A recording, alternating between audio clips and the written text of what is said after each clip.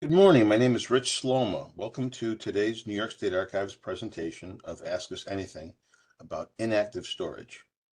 Today's presenters are Michael Martin, who is our Records Advisory Officer, or RAO for towns, Keith Swaney, the Supervisor of the State Record Center, and Monica Hauck-Whealton, Records Advisory Officer, or RAO, for counties, libraries, and miscellaneous governments.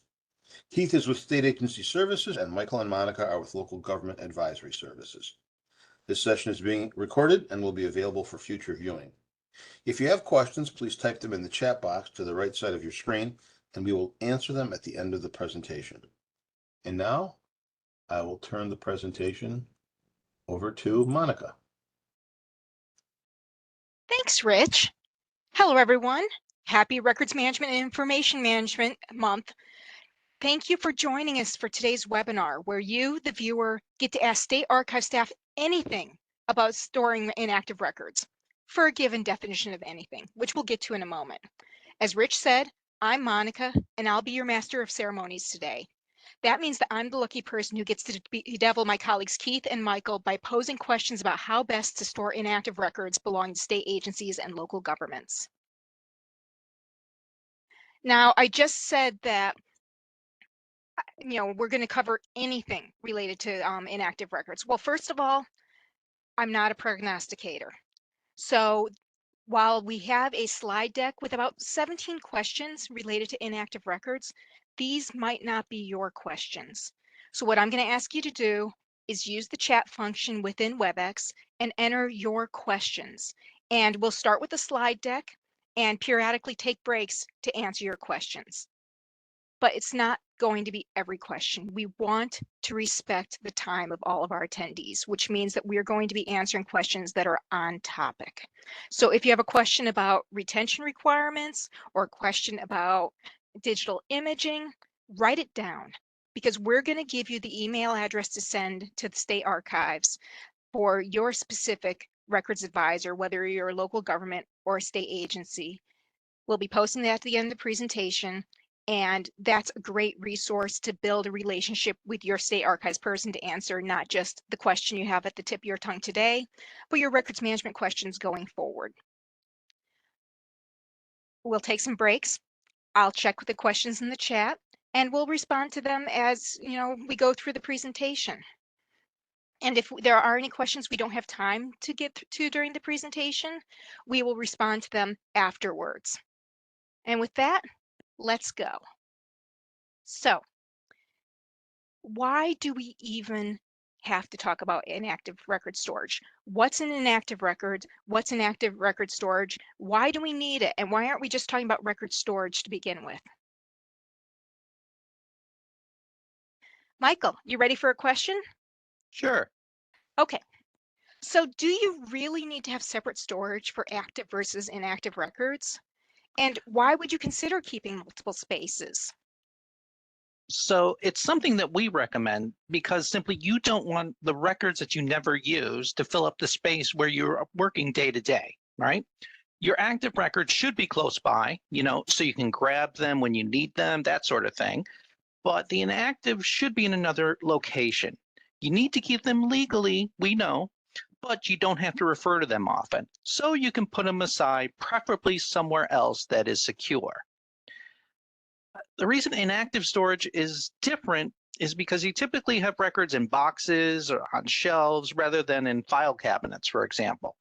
You want to maximize your space, so the right shelving and boxes will help you do that. And we'll talk about shelving and the boxes more a little bit later on. Thanks, Michael.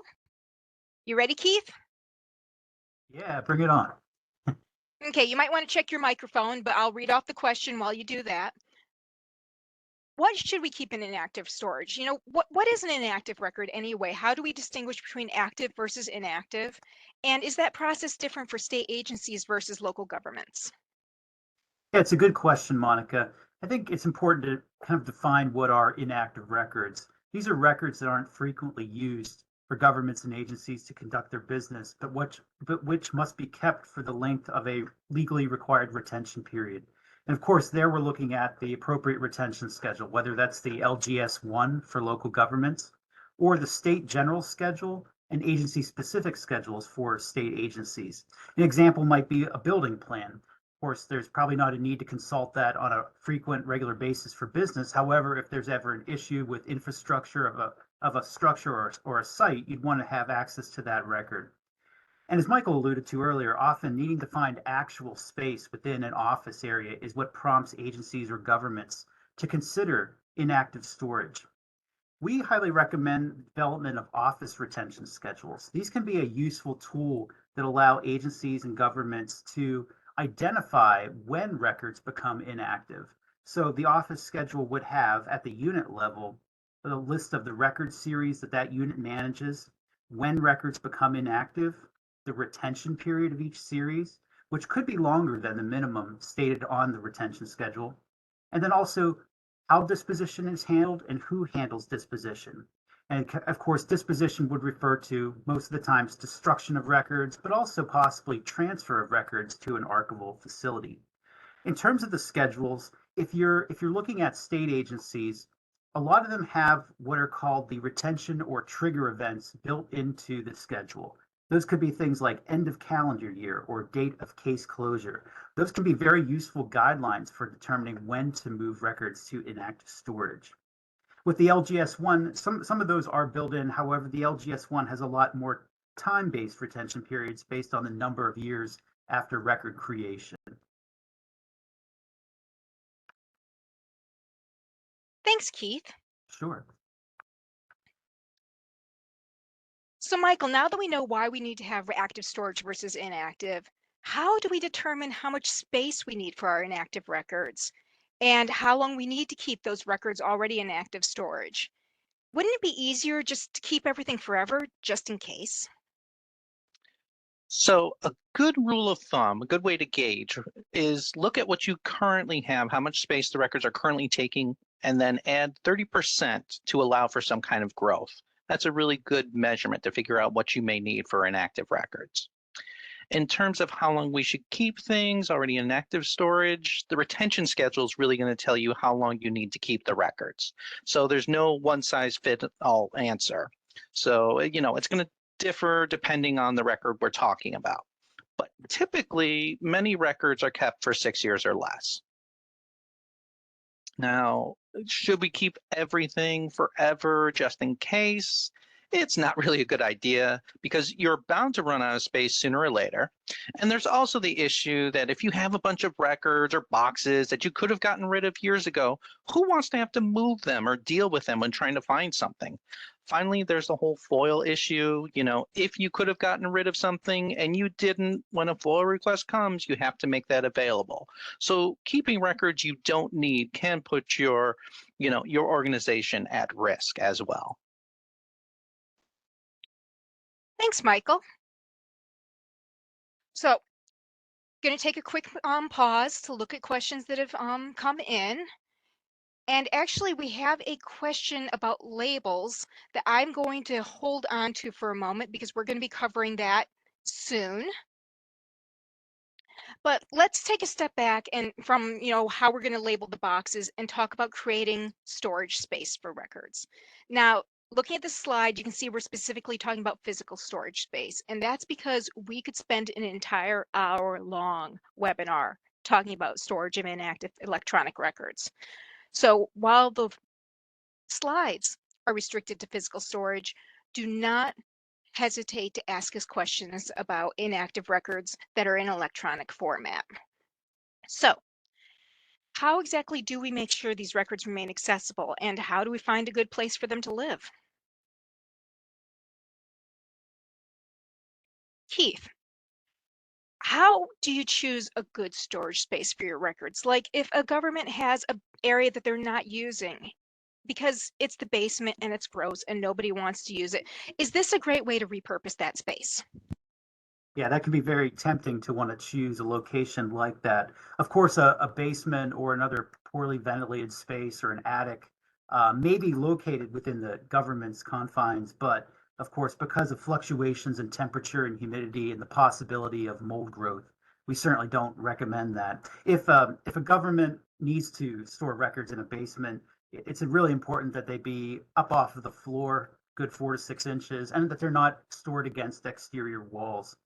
No matter what option you choose, though, kind of backing up into this question about how do we choose a storage space, remember that your agency or your government has legal custody of the inactive records you store, even if they're physically stored by another entity. So for New York State agencies, the State Records Center on the Harriman campus, which I oversee, provides that inactive records storage. Of course, agencies aren't required to use the State Records Center, but it's certainly a good low-cost option for them to do so. For local governments, there are kind of 5 possibilities that we look at for deciding on an inactive records storage site. Each has its own pros and cons. You can kind of look at a room within an existing local government facility, a separate building, rented or leased, pursuing new construction. Of course, that'll be the most expensive option. Looking at commercial storage by a vendor, or looking at a storage facility that is shared with another local government. Regardless of where your records are stored, though, you'll have to address the same types of concerns, or at least be asking those questions if it's the case of an external vendor, such as costs, security, space requirements. Again, Michael noted you want to plan for growth, about 30% growth of your existing holdings. Also looking at such things as environmental conditions, the safety, are the walls fire rated? Do you have doors? Do you have fire extinguishers? Do you have appropriate, if you're managing your own facility, do you have appropriate ladders and other equipment that meets the OSHA requirements by the federal government? Do you need pallet jacks to move records around the facility? Loading bays, perhaps, to bring in records. I should also point out at this point that our inactive records publication on our website goes into a lot greater detail about these considerations for inactive storage, and it includes a helpful checklist for selecting an appropriate site. Thanks, Keith. And I'm actually going to post a link to that publication in the chat for everyone. So Michael, let's say that a government is creating their own record storage facility rather than using the record center or a vendor. What kind of shelving should they use? And let's take a step back. Is it a good idea to store the records on the floor? No, it's not a good idea to store the records on the floor. It's always a good idea to store them off the floor for a whole bunch of reasons. One, you don't want to have the records on the floor because, God forbid, if there's any kind of flooding or anything else, those records are going to be affected first and most damaged. And also, you don't want to trip over those boxes as you're trying to find something as well. So on the floor, not the most helpful. But when it comes to shelving, this is a question we get all the time. So what is the right kind of shelving that you want to have for your records? It's listed right here on the slide. You want to make sure your shelving can hold up to the weight of the boxes of the records that you're putting on them. So that's why we always recommend 18 or less gauge steel shelving. And the reason why is because that, more than anything else, it's going to be able to survive the weight of those boxes that are being placed on the shelves. Anything that's higher than 18 or something like wood or plastic, it's not going to hold up long term. What's going to happen is they're going to sag, bow, they could possibly break. That's not something you want to have to deal with. Not to mention, those plastic and wood shelving, they're going to off gas. The wood is a fire hazard, the whole 9 yards. So definitely steel shelving is the way to go. You also want, specific information about those shelves. You want them about 42 inches wide with either 16 or 32 inches for depth. And the reason why is that way you can easily store standard cubic foot records boxes, those standard boxes. We're not necessarily talking about the oversized banker boxes because they're going to hang over the shelves. And we're not necessarily talking about your regular paper copy boxes. We're talking about standard cubic foot boxes because that's what the shelves are designed for. And that is going to be best for your records as well. And also, don't forget Keith mentioned the OSHA requirements. There's the ADA requirements of 36 inches in between shelving units as well. And also don't forget to allow space for a door or anything else as well, because when people are setting up their rooms, we often recommend that you have a floor plan, that sort of thing. Make sure you include that if you want some kind of workspace within there and so on. Thanks, Michael. Keith, Michael just mentioned boxes, and I gotta say, those cubic foot and a half boxes, I loathe those things. It's a, workers' comp injury waiting to happen. But beyond what size boxes we want to use, what else should we consider when we select boxes? Should we be using printer paper boxes? Should we be buying specific boxes? And speaking of specific boxes, should we be buying those special archival boxes that are labeled as buffered or acid-free? Yeah, those are good questions, Monica. We typically recommend the triple corrugated cardboard boxes, as they're the most sturdy and reliable method for handling the weight of records long term. And as Michael just mentioned, you have to consider the weight of individual boxes when you're looking at that, plus the floor load when you're developing a facility. And it's important to remember too, a typical box can be up to 40 pounds easily if it's fully packed. Other types of boxes like printer paper boxes, bankers boxes, and we've seen this at the State Record Center, those can actually be crushed under the weight of other containers, especially if records are being palletized on a temporary basis. So you really want to look at buying good containers. I should also mention that the good triple corrugated boxes can actually help protect records if leaks occur while boxes are in storage. We've also seen that. Sometimes, of course, if the water is that heavy, the records will get affected. However, we've also seen instances where the lids have actually protected records inside. These types of boxes can be purchased, as many of you know, on state contract through the New York State Industries for the Disabled. It's important also to note that you may need to purchase other types of boxes if records are not your standard letter or legal size paper. For example, if you store maps and plans or large blueprints, you'll have to get those kind of long, like telescope boxes.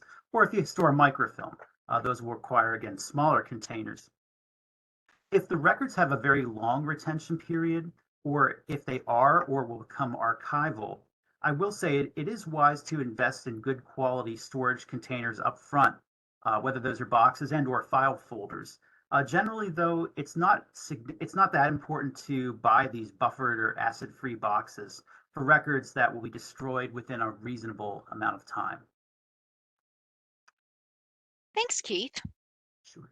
So, Michael, Keith just mentioned the tube boxes for oversized records, your maps, your architectural plans, your drawings.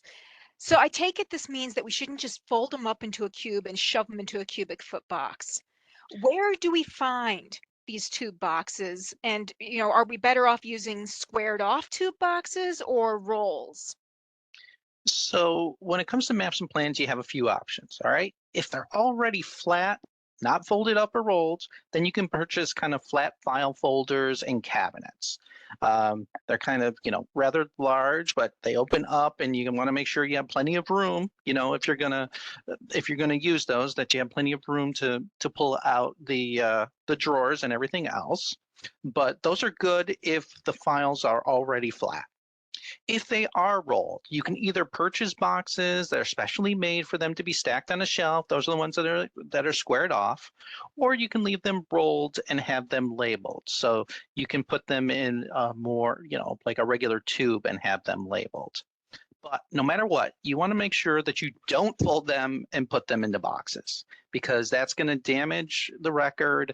It's going to make it break down faster, make it even more difficult to read. So that's something you don't want to deal with at all. And there's even a specialized shelving unit called a map tower that can help you store your oversized maps and plans, particularly if you're looking at those squared off boxes. It's really good to set one of those up. And we have training about maps and plans, on our website as well. So you can check that out for more details.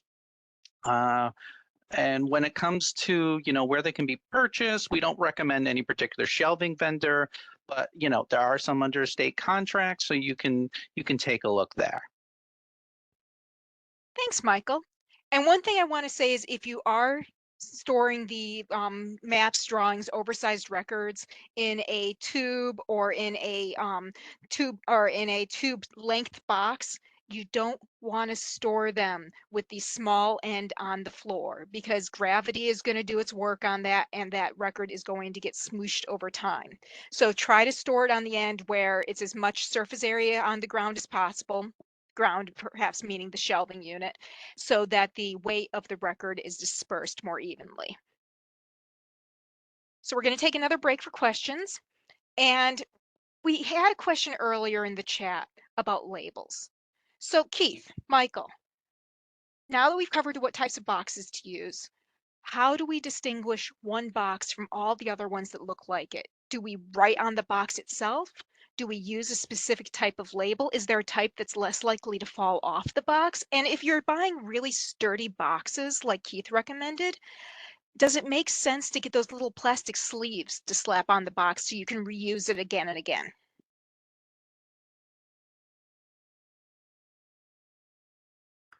Yes, I'll take a stab at that, Monica.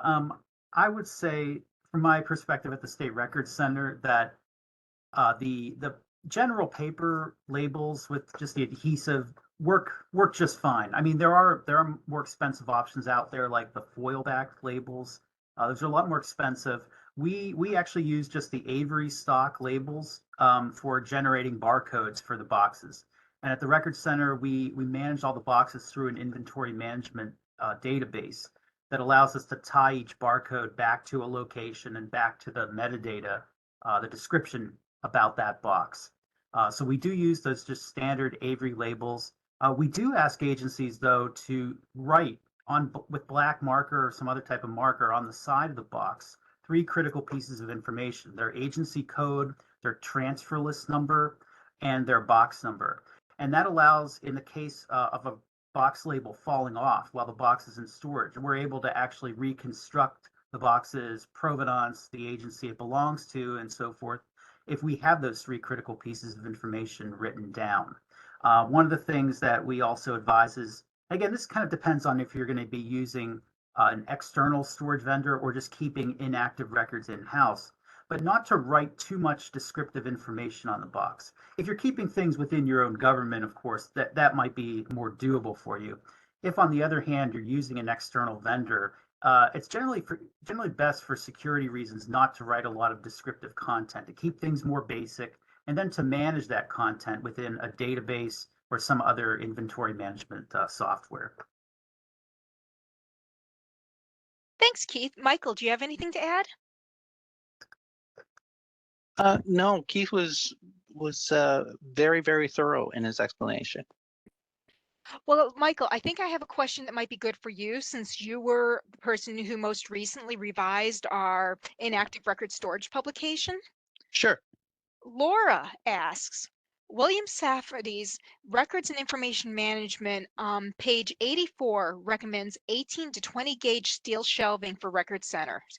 Did that change? Michael, do you know why we're recommending 18 or lower, thus thicker, and we excluded 20 gauge?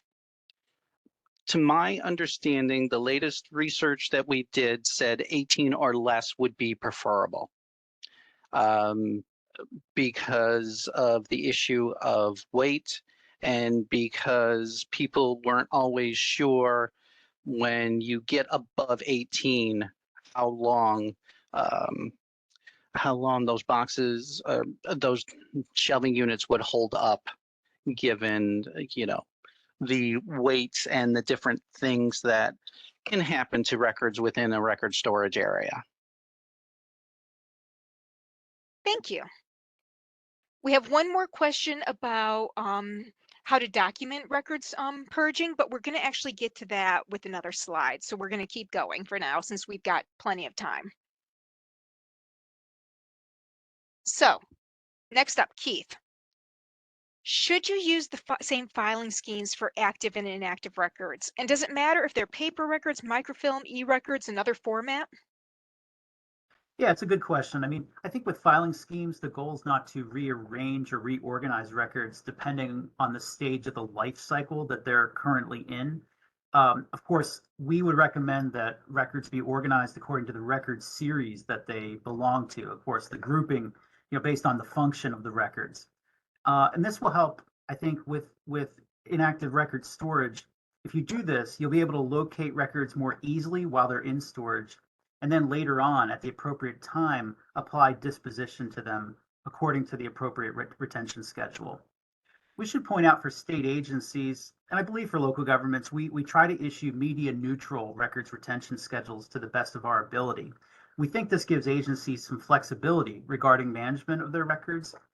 For example, if agencies adhere to the digital imaging guidelines, paper records can generally be destroyed once they are fully vetted and quality controlled. And then the digital versions become the record copy to manage for the full retention period. We're not going to go into that too much, but I think it's worthy of mention in this context. Finally, we would highly recommend that agencies and governments only store one record series per box whenever you're looking at storing your inactive records. Don't commingle record series together. And I think that's good advice, not only for paper, but also for other types of records like microfilm, or if you're storing analog, electronic records. If you have to store multiple series on a single roll of microfilm or within a single box of paper records, you need to make sure that you're keeping records for the longest, retention period that's required. So that's important to look at, and I think that would need to be documented very well within your own records. Thanks, Keith. So Michael, we've got our records, we got our shelving unit, we got our storage space. How do we organize the boxes themselves? Do we put them in a specific section of the storage space by unit? Do we sort them by retention schedule items so that all the payroll records are together, or by function so all the payroll records belonging to multiple record series are together? Do we do them alphabetically or numerically? Or do we just do it kind of willy-nilly? It's like, oh, there's a space on the shelf, I'll put the box there. So this is one of those cases where you kind of do what is best for you, because it can differ according to circumstances. The only one we don't necessarily recommend is willy-nilly unless you have a really good finding aid or location system. But many store according to their departments or their unit function. A lot of governments will do that just because it makes it easier for them when they want to identify something. You can organize things according to their retention. That works as well. As Keith said, you want to make sure that you just have one record series per box whenever possible. And yes, you can do the willy-nilly blind storage. That's good if you have a really good finding aid and you want to keep your records very secure. That's, your blind storage, that sort of thing. Thanks, Michael. Now, Keith, you already covered this to a certain extent, but do you want to provide additional comments on how to track what's in inactive storage, where it's located, whether it's been checked out? And if you're doing that, how much information do you need about the contents of each box? Sure, and building off of what Michael just mentioned there, if you're a larger facility like the State Records Center, we do kind of operate on a more willy-nilly kind of method because of the size and scope of the holdings that we manage. And that's why it's really critical for us to be able to accurately track the location of each of these boxes. You'll have, like, say, one agency's box, Department of Health, say, next to a state police box, next to an education department box. So we use a pretty sophisticated database to manage barcoded boxes and their locations. We use barcode scanner to upload those scan files into the system to track locations of boxes. So I think the consideration here when you're developing a good retrieval and locator system, you want to think about the volume of holdings you manage, where they're located. Are they being controlled by your own staff or maybe by an external vendor? The frequency of retrievals that you have to make in the inactive storage, and finally the frequency of disposition, how often you're needing to go and actually destroy records according to retention schedules. Some of those types of considerations I think are important to note. If you are using an inventory management software or other database, The system should allow you, especially if you're managing a large quantity of records, to be able to generate reports based on a number of factors. So perhaps the agency or the unit, the retention schedule item, the disposition type, and the disposition date. You want to be able to generate reports out of that system as best as possible so you can manage your information. At the State Records Center, we require that agencies provide what we call transfer lists, and I alluded to those earlier. For each box, those provide the program unit and agency that's associated with the box, plus other descriptive information about the box and when it can be destroyed or transferred, as the case may be, plus the retention schedule item. Really important to mention, if you're using an external facility like the State Records Center or a commercial facility, it's really important to maintain good records yourself. Of course, the Records Center, we try our best to maintain those records, but if you're using an external facility, you can't just rely on the vendor to provide all that information. Furthermore, for record security purposes, you may have information that you want to hold back from the vendor, perhaps more detailed folder lists or indexes to the contents of your boxes. So again, you want to make sure that your own internal record keeping is up to snuff. Thanks, Keith. We have a related question from the chat.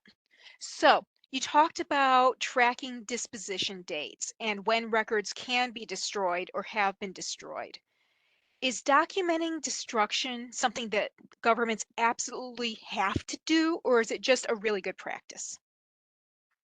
Yeah, I'm sure you or Michael could build on the legal requirements, but it's certainly a really good practice. I would highly recommend doing it.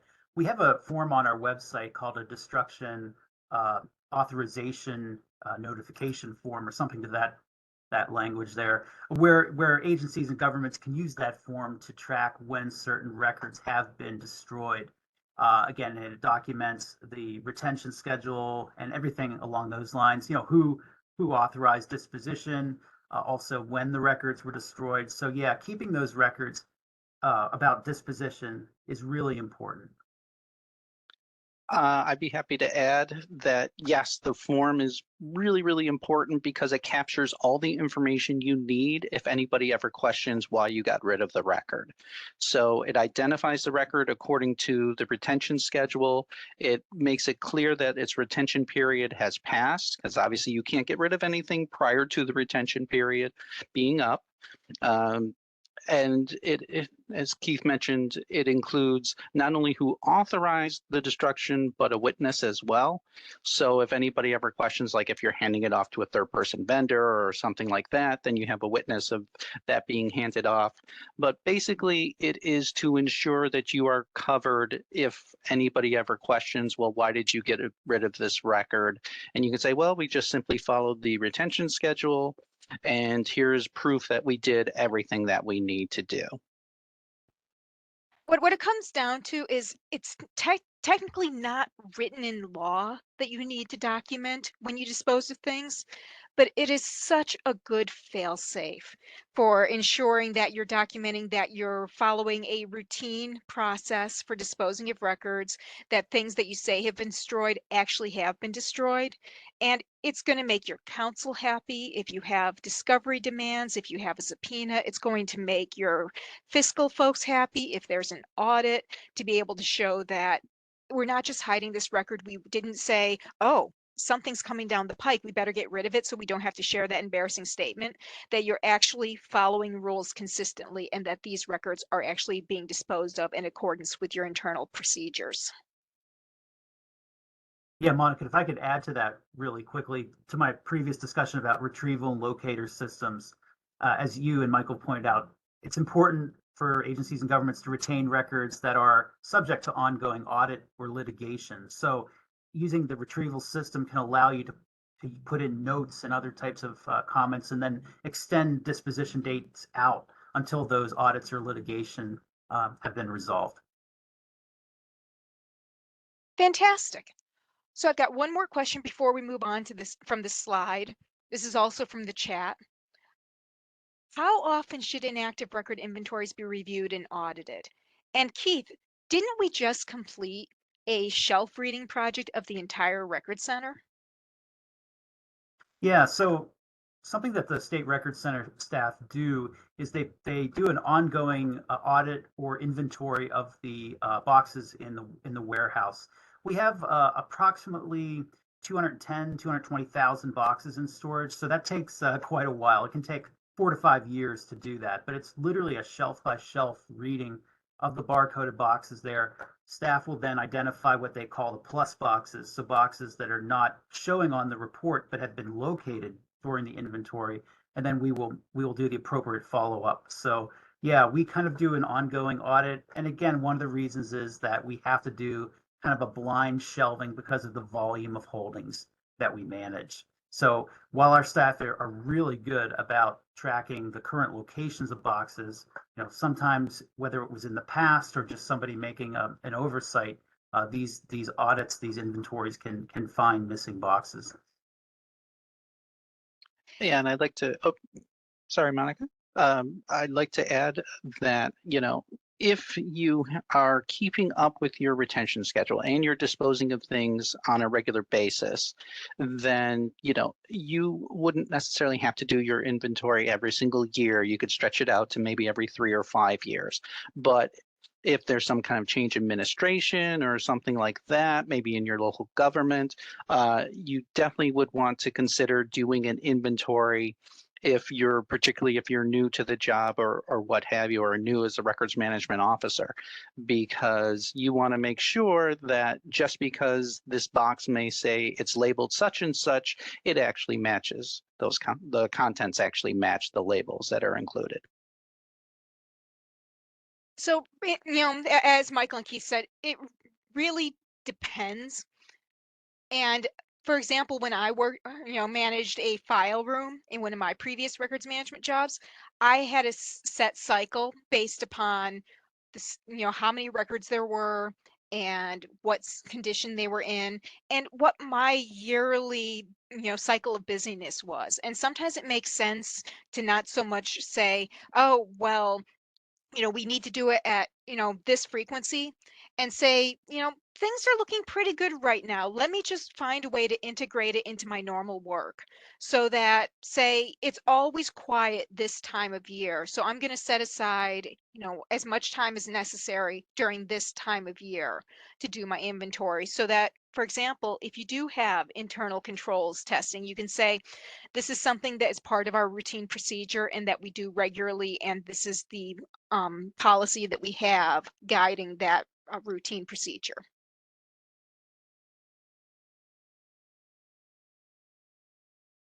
A couple slides ago, both Keith and Michael alluded to security, whether it's how you store the records, what information that you give to the vendors, but what are some other good ways of protecting your inactive records? So, Michael, big question. How do we keep our records safe?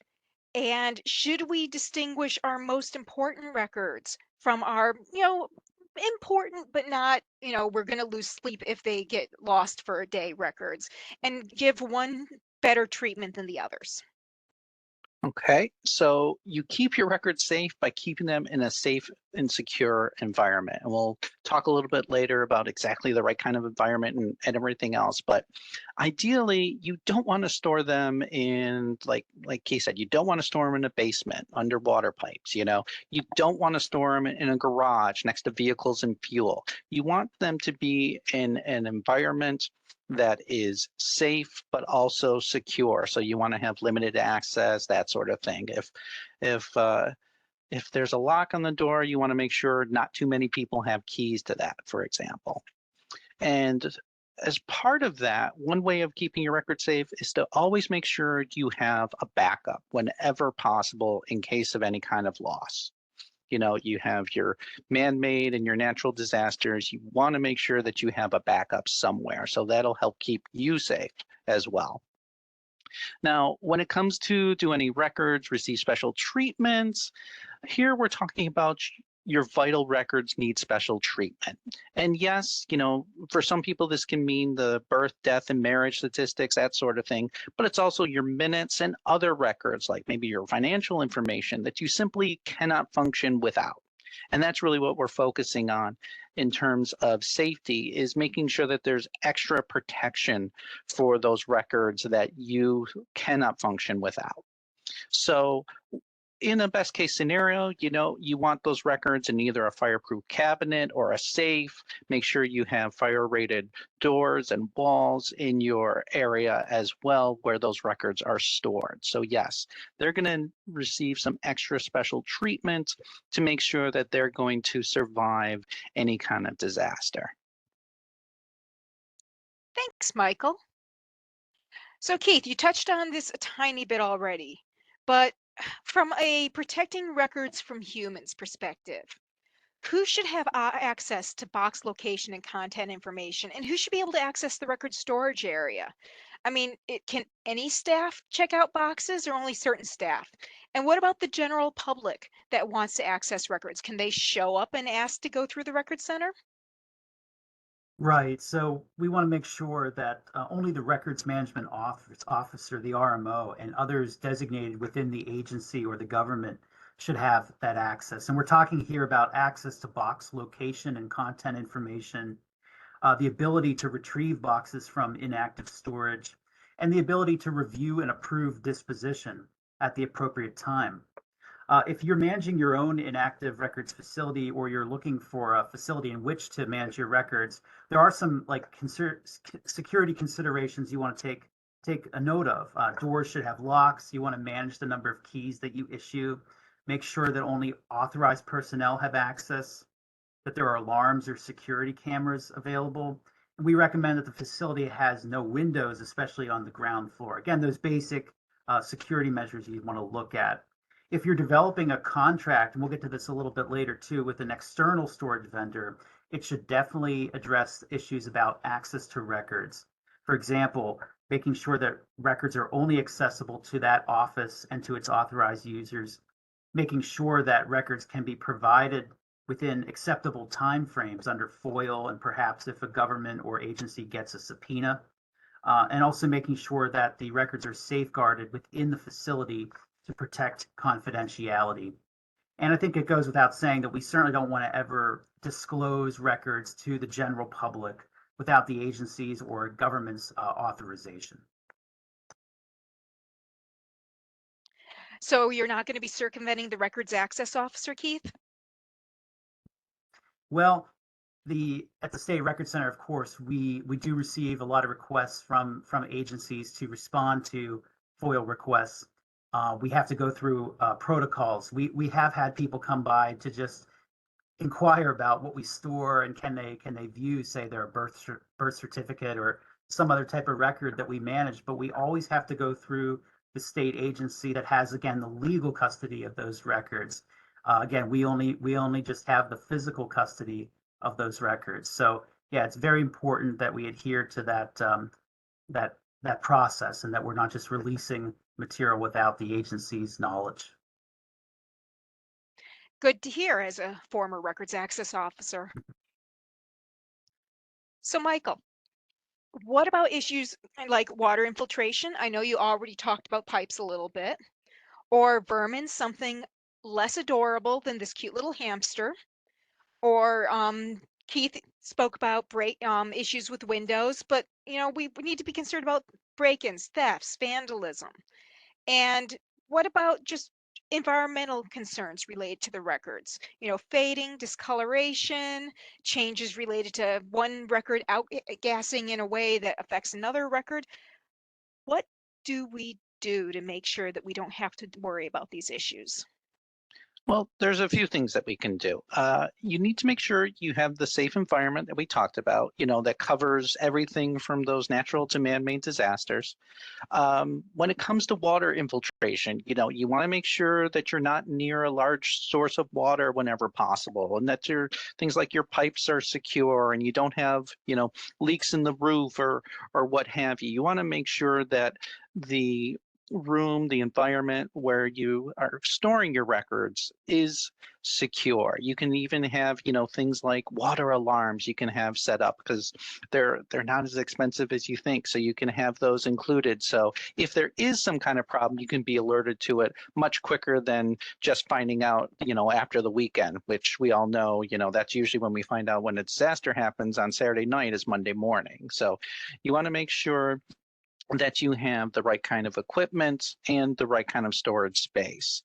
Now, when it comes to vermin, that's a little bit different. There's a whole school of thought called integrated pest management, ensures you never have vermin, and little things that you can do, like making sure all your spaces, the holes and cracks are all sealed, and that there's sufficient amount of space that's kind of dead space in between, so there's no vegetation up to the building, that sort of thing, to make sure that you're not setting up an area that is a good host for the vermin. You want to make sure that if you do have some kind of infestation for whatever reason, you remove the records and you can clear the space of vermin as quickly as possible. And then when it comes to break-ins and theft and vandalism, Keith already talked about making sure you have limited access in a secure location, because you want to limit people's access so the records don't disappear or you don't have issues with them. And you always want to make sure that wherever the records are physically being stored is going to be a secure area. So not only does it have limited access, but you have things like security cameras and so on. So if for whatever reason the records are accessed or there's some kind of damage, you can at least identify how it was done and when. In terms of the fading, discoloration, changes due to off-gassing, you can avoid that by having the right kind of storage boxes and shelves and environment, and we'll talk about the environment on the next slide. And as far as fading and discoloration, a really good way to do that is make sure that there's no light, there's no natural light source that can damage the boxes and damage the records. And of course, if it's in a box, of course, it's not going to have that direct sunlight, direct UV exposure, which will definitely help maintain the records for the long term as well. So Michael, we have a question in the chat. Do you want to discuss bookworms? Do I want to discuss bookworms? Well, if you currently have bookworms, you need to move those records. If you have any kind of infestation for insects or what have you, you need to remove those records from the rest as quickly as possible. Ideally, when it comes to anything like that, you can always look into a storage vendor about freezing the records, because freezing is what's going to kill the eggs for whatever you have. But you want to make sure it's being done in the correct way, so you can always look to a vendor because they can do, a flash freeze and everything else to make sure that the records are not going to be injured as part of it. Because yes, you can freeze them, but what do you do when you're not freezing them to make sure, that they're, when you're thawing, that they don't get the condensation or a possible mold buildup, that sort of thing. But you want to remove them as quickly as possible. You want to freeze them, and you only add them back to the regular storage area once it's determined that's been removed. Thanks, Michael. So Keith, what type of temperature and humidity do you need to have for happy records? Yeah, so really we're looking at the ideal temperature range, roughly 65 to 72 degrees, and humidity between 40 and 55%. Now that's for your standard paper records. I should point out that any type of film format, microfilm, audiovisual, etc., is best preserved at lower temperature and humidity levels. For example, if you manage acetate microfilm, that needs to be kept below these levels to prevent what we call vinegar syndrome or vinegar off-gassing of that film. So that's an important consideration if you're looking at film. But for paper, these ranges generally work. Whatever you're looking at, though, you want to make sure you minimize fluctuations in the temperature and humidity levels as best as possible. So it's really good to have an active program where you're looking at, say, perhaps a digital thermometer humidity tool to be able to read what the levels are within your building. You also want to make sure that your storage spaces have adequate airflow and circulation. So in that instance, or in this particular regard, it's important to work with your building manager or maybe an engineer or somebody that deals with maintenance to make sure that your HVAC system for heating and cooling is operating at peak efficiency. Because there have been instances where without adequate airflow circulation, you can have the the buildup of mold spores. And if the temperature and humidity aren't at the correct levels, that could be a potential problem for you. As Michael alluded to, you want to have an insect pest management kind of program, whether that's you walking the facility to ensure that you don't see evidence, but probably better to have an entity that will actually do this for you. You know, there are vendors out there that will provide such services. Your windows, of course, should have blinds or shades on them, and UV filters might even be a good idea, as Michael was talking about with fading of records. If you have records that have especially long retention periods or are archival records, those UV filters could be a good investment for you. So Keith, at the Record Center, do you use automated systems that send out an alert when it determines that the humidity and temperature are fluctuating or are outside of the range, or do you use a, pen and paper system? Yeah, so we have a system of data loggers that are installed at various locations in our main warehouse and also in a separate section of the warehouse where we have individual rooms that store records. And with those systems, we have to actually read them and then download the data using a software program.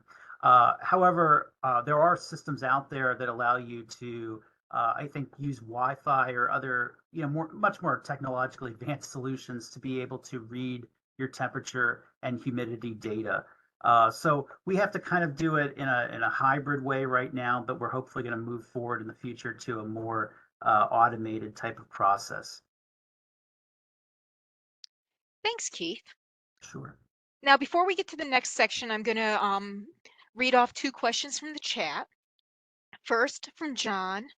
Are there any specific legal or regulatory requirements that need to be considered with the storage of inactive records beyond retention? And I'm going to start by saying that the first one that occurs to me is the regulatory requirement to gain the approval of the state archives for any record storage site that you'll be utilizing for either electronic or paper records that you're not personally operating.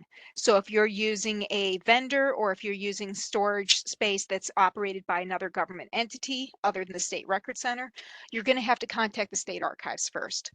Keith and Michael, do you have anything else to add? I would believe that the retention would be the largest legal issue in terms of the retention of inactive records and the storage of them. I also believe that when it comes to the records, making sure that you've identified what you've gotten rid of, as we said before, is the most important way to ensure that there's no legal liability in the future. Yeah, and I really don't have much to add to that. Just to add, as I mentioned earlier, again, if there's ongoing audit or litigation, those records will have to be retained beyond the minimum retention period in the record schedule. And of course, you want to make sure that is adequately managed whenever you're looking at your inactive records. Of course, there could be other types of things. Say an agency wants to initiate an internal audit for an internal controls type of situation. They may ask for, say, a report of all boxes currently in the holdings for that agency, and then to assess, have they been destroyed according to the retention schedules. And one quick note, there are some exceptions when it comes to the disposition of records. Like there's certain records for like local governments, if they aren't actually the holders of the records, like for vital records, Department of Health is actually the holder of those, the owner of those records. And also for any record that is prior to 1910, you have to get state archives authorization for any kind of destruction for those as well. Thank you both. So we just were talking about how to set up your own record center, how to buy shelving, how to maintain a space that is secure and safe for records. But what if you decide to use a record storage vendor? What types of, criteria do you use when selecting a vendor, and how do you work with them effectively? So, Michael, you're back on the spot. What should you consider when you're selecting a storage vendor? And can local governments use grant funds to pay for the services of a storage vendor? So just like we had the checklist for your own storage location, you want to use that same checklist for any kind of potential spot where you're going to store records with a storage vendor as well. We want to mention that as well. You can always go with a commercial vendor. If you don't have the space and you don't want to go with another local government or agency to remodel a shared space, you can go with a commercial vendor. But there are a few things to consider. You need to consider the ownership of the records. Make sure it's clear in your contract that you own the records and any duplicates. What are the costs associated with the retrieval of the records for removing, particularly if you're going to remove all the records and you're going to end your contract with that company. And, these costs can often be very high. So you want to make sure you know about this ahead of time. You don't want it to be a surprise when you say, hey, we're deciding to move on. Oh, wait, there's a whole other separate fee to remove all of our records. And then, can local governments use grant funds? Sorry, at this time, leasing or renting space for paper records is not an eligible expense for our grants. Thanks, Michael. So Keith, Michael already covered a lot of this, but do you have anything to add about what a government should include in the terms of the contract with their storage vendor? Yeah, so I think, upfront, it's again important to underscore that the government or agency will retain legal custody of the records, even though the vendor will maintain physical custody of them. And as I mentioned earlier in the presentation, there are those considerations you want to look at whether you're going to manage the facility yourself for inactive storage or go with a vendor, like costs, the structure, security, environmental conditions. So you certainly want to ask the vendor about those types of things. But some other considerations, as noted here on the slide, might be things like, the retrieval types. Can and should the government or agency be able to request individual folders, or will only the full box be pulled? At the Record Center, we actually have a policy where we will only pull the barcoded box. We will not take out individual folders. We believe that's the agency's responsibility. Furthermore, if there's ever an error in refiling that folder, we don't have to have that type of responsibility on us. So that's important to acknowledge in any contract. The turnaround time, of course, and the fees, as Michael alluded to. At the State Record Center, we only charge right now for the storage of records. However, you will have vendors out there that will charge for retrieval, reshelving, transportation of records, and or disposition of records, possibly. And speaking of disposition, it's really important to have those procedures noted within the contract. How are, for example, confidential records handled? If the vendor does shred them or they're sent off site for shredding, really important to document that.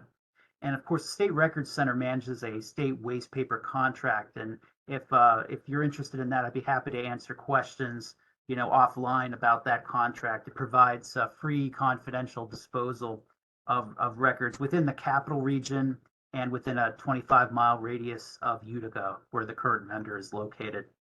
But before going into a contract, I would just conclude with the statement that it's important to review the provisions with your agency, the records management officer, the counsel's office, of course, for a local government, to make sure that your executive is on board with this, because it may also require approval by a resolution of your governing body to take the records off site. And as previously mentioned, if you're a local government and seeking to use a storage vendor, you'll need to get State Archives approval for that as well. Thanks, Keith. Well, at the beginning of the presentation, I promised that folks with retention specific questions or questions that we didn't get a chance to answer would get contact information for the folks at the State Archives they need to talk to. And here it is. If you're a state agency, you're going to want to talk to Keith and his colleagues in scheduling and state agency services, and they can be contacted at email address recmgmt@niced.gov. If you're a local government, you have a records advisory officer who's assigned to you based upon your government type. So if you're a city, a fire district, or a New York City municipal agency, you get to talk to Maria. Her address is here. Counties, libraries, and miscellaneous governments, I'm your go-to girl. Please don't be shy. If you're a school district, a BOCES, a community college, teacher education center, basically anything educational, you get to work with Sarah. Michael, of course, helps out the towns. And villages and Cornell Cooperative Extensions go to Jamie. I will also add in the chat the link to this information. But first, we are ready for additional questions. And while I'm adding the information to the chat, do you want to talk, Keith or Michael, about what you do when you have something that's in inactive record storage? And technology changes over time. And so when you initially created the record, floppy disks were the standard, material for storing those records. But as time has passed, it's been in inactive storage. People aren't using floppy disks anymore. Computers don't have drives for floppy disks. Should those floppy disks containing records still be retained? I'll take a stab at this one. So hopefully you can find something associated with the floppy disk that'll give you an idea of something that might be on it. That's the hope, that there's some kind of label or container that can give you that information. Depending on what kind of floppy disk we're talking about, is it the big 5-inch or the 8-inch, which are just about impossible to find anymore. But if it's the 3.5, you can still get drivers, you can still get a drive that can hook up via USB to a laptop so you can take a look at it. You have to try to figure out, is it worth the time and effort that you're putting into to try to retrieve this? So, is there any kind of context from what box or where the location was found when you're dealing with any kind of legacy media? That can provide some kind of clue. And also, depending on what kind of media we're talking about, it can be expensive and very time consuming. So, is it worth that time and effort to try to identify those? Now, if we're talking about a whole legacy system, that's kind of a different thing, not necessarily the media itself. But, you can always reach out to us. We can provide some advice on what we think, you can do with that. But people do run into old media all the time in boxes or in desk drawers or something else. And the best thing to do is try to figure out what is on that file without actually reading it. And then is it worth trying to figure out what it is? Thanks, Michael. We're past the 11 o'clock hour, so we're going to answer 2 questions really, really quickly and then let you all go. First of all, we had a question about whether there's a condensed retention listing or a trigger schedule available. And this is something that State Archive staff can help you with. We tend to call those items office retention schedules, and we are all very excited about them because they are a wonderful resource. So please contact the State Archive staff that work with your government type, and we can help you with that. And then finally, we had a question about a list of shredding companies. If you email rec management, recmgmt @niced.gov, we can give you more information about the state waste paper contract. I know that NYSID, New York State Industries for the Disabled, also provides shredding, and I believe that they are a preferred source for certain shredding services. And if you contact records management staff at the archives, we might be able to provide you with other ideas. We can't recommend anyone in particular, but we may have heard of somebody who's worked with the government, and that government may be willing to talk to you about whether they've received good services from that company. So since we're past 11, Keith, Michael, do you have any other comments before we sign out? Simply just want to thank everybody for listening to us today, and we hope that we answered your questions because we were trying to guess what people would want. People would want to know with our slides, and it seemed like we hit a lot of different topics. Yeah, I agree. Thank you all for your time and attention today. I really enjoyed the discussion.